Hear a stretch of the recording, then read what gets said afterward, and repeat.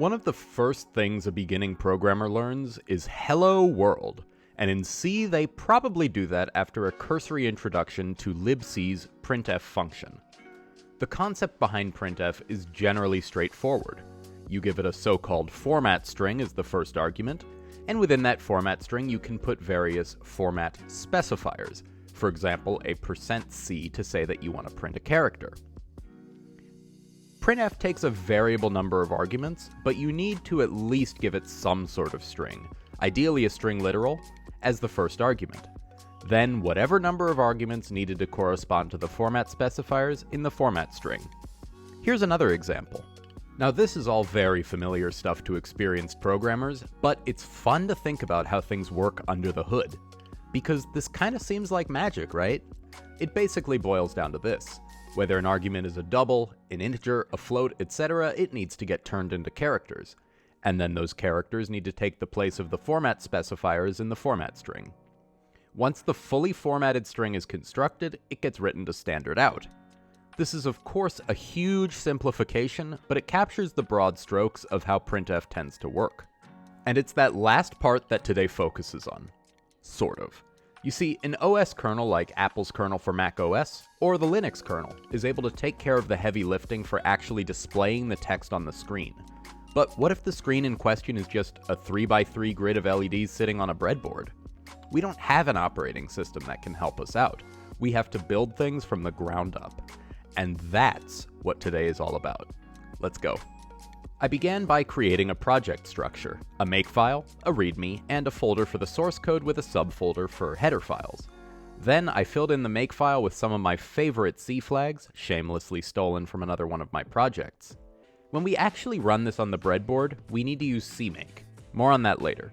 But for debugging, a regular old makefile does the trick really nicely. Then a quick check to make sure everything was set up properly. By the way, the printf I was using here should not be confused with the one that I created. This one is from the standard library and I was just using it for testing. Anyway, off to the races.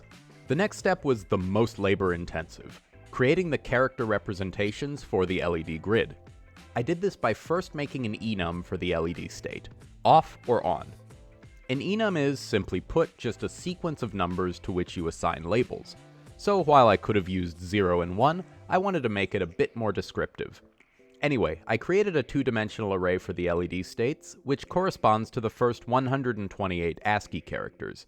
Each character has 9 LED state entries, but the blank ones can be represented by a single LED off, as it'll automatically be filled out. Some of these are just placeholders. For example, if a user types a new line character, there's nothing to send to the LEDs, but we don't want it to crash the program. There's more than just this small safeguard that's needed to create a truly rock-solid app, but this is good enough for a proof of concept. Now, even though these inner arrays here are just one-dimensional, they work fine for displaying text on the LEDs in a two-dimensional grid, because I made another array of the same length to use as a map between the pins on the board and the LED state. You'll see that a little bit later. So it's expandable to work with more LEDs with just a few minor tweaks. Thereafter, once I had finally churned through all of those characters, I wanted to set up some debug printing. That is, a function that can be run when I'm debugging the program on my laptop as opposed to on the device for which it's intended. That let me see what the formatted strings looked like. To streamline things, I pound-defined a debug macro. We always call to this debug print function, but it only does something if we're in debug mode. Next, I started writing the star of the show, the bprintf function. Like the real printf, we need it to take a variable number of arguments. We can access this functionality using the stdarg.h header. Now, we were eventually going to be putting this on a board with no operating system and without access to libc's creature comforts. The device I was using does have an SDK with some of this functionality, but I chose to go it alone as an exercise. Regardless though, stdarg.h is thankfully one of the headers that you can access even in a freestanding application. There are others that I could have used as well, but I chose to write my own size type and boolean type for fun, instead of including stdbool and stddef. The main logic of this function takes place in a giant while loop, wherein we increment the pointer to the format string until we reach the null terminator, and process each character as needed. We're also keeping track of where we are with an index variable, and we start by making sure that that's not outside of the bounds of our buffer.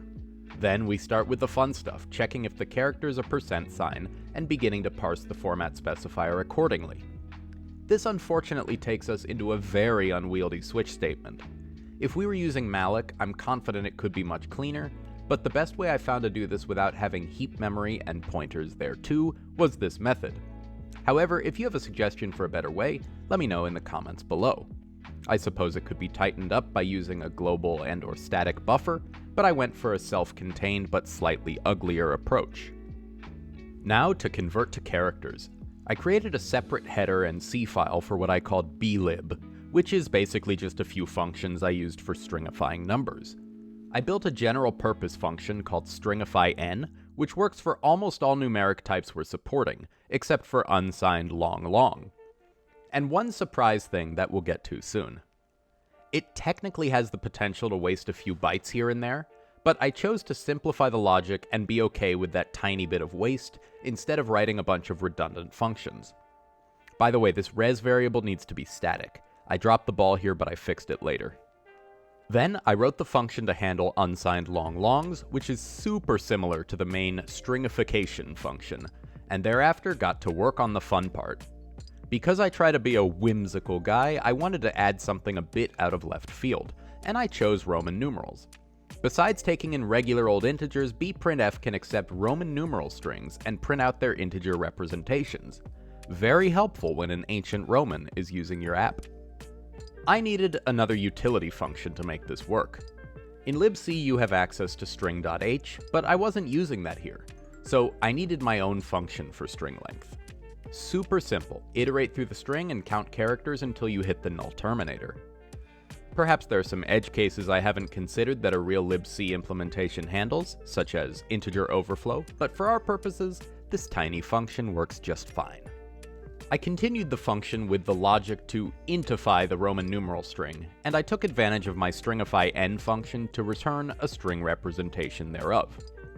This is also technically vulnerable to an integer overflow, but the buffer would need to be much longer to support many more characters before that becomes a problem. Plus, again, proof of concept stuff. I'm not writing space shuttle code for NASA. Yet. Next, copying our characters over to the buffer. I used the dreaded goto statement here and there within the big switch statement, but I think it works rather nicely in this case. Just one little block of code that we can jump to that contains general purpose logic for copying characters to a buffer. Another thing that I imagine would be easily avoided if we had heap memory. This is super simple and it mostly involves us going through the string character by character until we get to the null terminator or run out of buffer space. Now once we have our buffer, we need to actually do something with it. And what we do depends on whether or not we're in debug mode. After trying to build the project, uncovering some oopsies and fixing them, I created a function called bputchar, or char depending on how you feel like pronouncing it, and that's what we call for every character in our buffer that we want to print out. I also created one called send-to-board, where we actually get in touch with the Raspberry Pi Pico and give it the LED state data. In hindsight, I wonder if these two are best combined into one function, but that's a discussion for another time. I also created a function to essentially mock up how I expected characters to look on the LED grid. Not perfect, but definitely helpful. Basically an outer loop and an inner loop used to pretend that our array of LED states for a given character is 2D. Therein, we output an asterisk for LED on and a blank space for LED off. You'll see how it works after I write the tests, and after I actually implement bputchar instead of just having it return 0. Then I started getting things ready for the Pico itself. I conditionally imported the Pico's standard library so that we only look for the header if we're not in debug mode, and created a pin map based upon where I was able to get things situated on my breadboard. I also implemented a clear LEDs function. This is important because if we don't clear them out, we'll end up with stragglers from previous characters. Now by this point, I had taken care of plenty of other things, but some of that is pretty boring, so if you're curious, you can check out the GitHub link in the description. But in the meantime, let's write some tests so that we can see this in action. First of all, what you're seeing in the terminal here is these LED grid-like mockups that I was talking about. I later turned those off using a macro since they were really cluttering things up, but they were of course very helpful when I was starting out on the project. I created a header in C file for testing and wrote out function prototypes for the tests I wanted to do. Each test returns a value corresponding to another enum I created for return status, and I hook into those return values in the driver code. I of course implemented them as well in test.c, but that was quite repetitive and uninteresting. Anyway, in the driver, I used libc's assert header to help me out. Calling assert will, simply put, check to make sure that the value you're expecting is indeed what you get. If not, boom, you'll get a message that the assertion failed, and your program will quit. It's extremely unlikely that I would get a failure code from any of these functions, but good practice is good practice. Plus, regardless of the status code that they return, they print to standard out and let me see how things look. And that's the main thing I care about.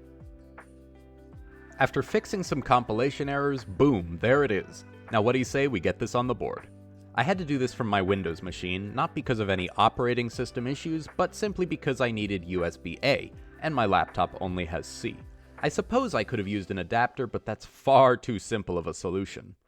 After monkeying about with VS Code on Windows, a lot of trial and error with SDK versions and CMake files led me to finally get something printing on my board.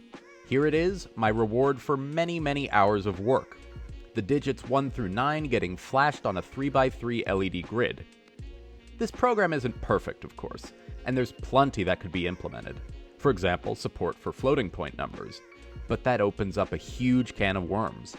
Also, I'm sure there are some security things that I missed, and I know we need to make sure we're checking for the correct number of arguments to be printf. So I look forward to hearing what you have to say. And if you have ideas, feel free to make a pull request on GitHub if you want some changes to be merged in. Finally, thank you so much to all the kind people of Reddit who helped me out when I had questions. I couldn't have done it without you. Anyway, I hope you enjoyed this. It's the first programming video I've tried making in a very long time, and if folks like it, I've got plenty more to make. In the meantime, I hope you have a beautiful day, and I look forward to seeing you next time.